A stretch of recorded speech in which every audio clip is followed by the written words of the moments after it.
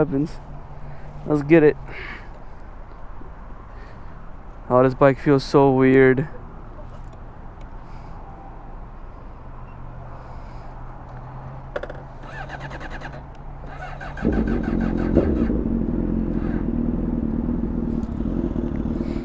It's dead. The doo-doo is dead. Did you let the fucking thing prime before you tried to start it? Oh my god. Ugh. Gotta push it to start it. Hold on. Stay right here. I'll tell you when it's good to go. Oh, did your thing just die? I think so. Oh my god! Well, Go like over there. I know, I'm about to go straight.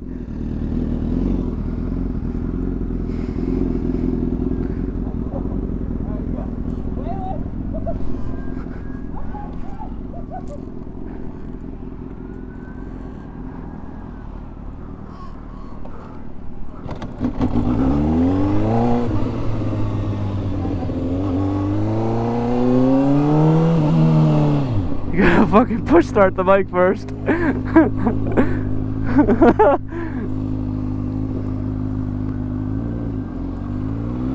Alright. Now I can do a proper review after I push retarded the bike.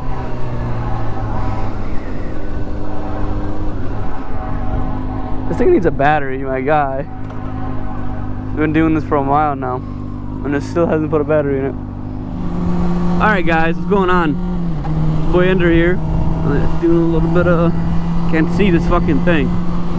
Anyways, we'll do a video about best budget bike and the first bike to start on. I'm currently riding my boy's 2013 CBR 600, and he's riding my 2014 CBR 1000 behind me. So I'm just trying to get a little bit used to this. It's a little different than mine. Right off the bat, I can see the difference in torque and power under, down low. It's crazy, and my bike's this thing's a lot quieter than my bike. In my opinion, this might be the best starter bike out there, just because the power comes in very, very smooth, and it's fairly cheap. You get, it's not slow by any means, and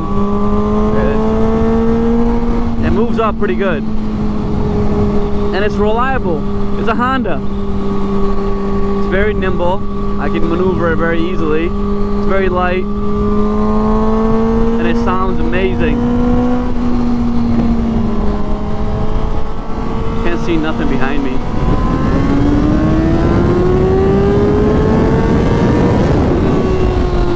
Had to do that at least one time.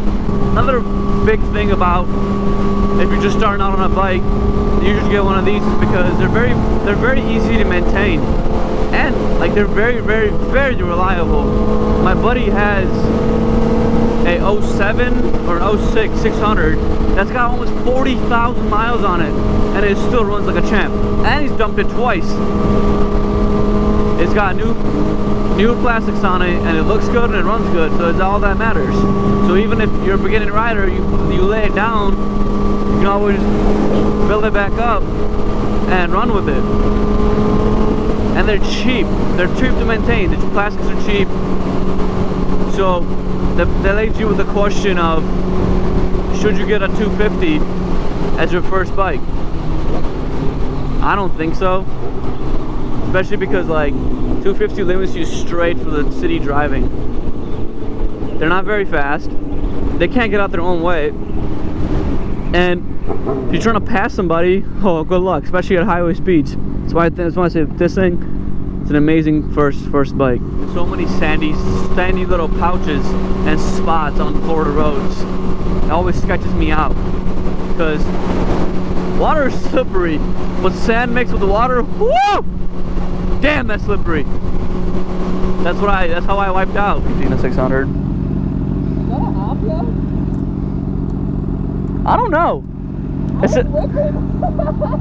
I don't think so. Look at the plate. I've never seen that before. That's not a real plate.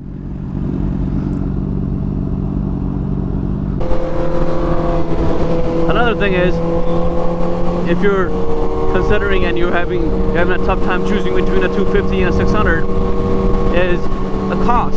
Let's say you're gonna go buy it's 250 for they're pretty expensive brand new. I'm guessing like they're like $5 grand or something. And this is a 2013 that I'm riding right now, and my buddy has 3,700 miles on it. I think he bought it at 3,000 miles, and he only paid around $6,000.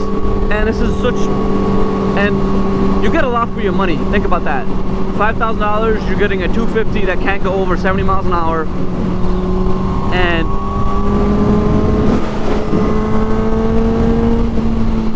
sorry, I can't go over 70 miles an hour. And then there's this thing. It's just a perfect all-around better buy.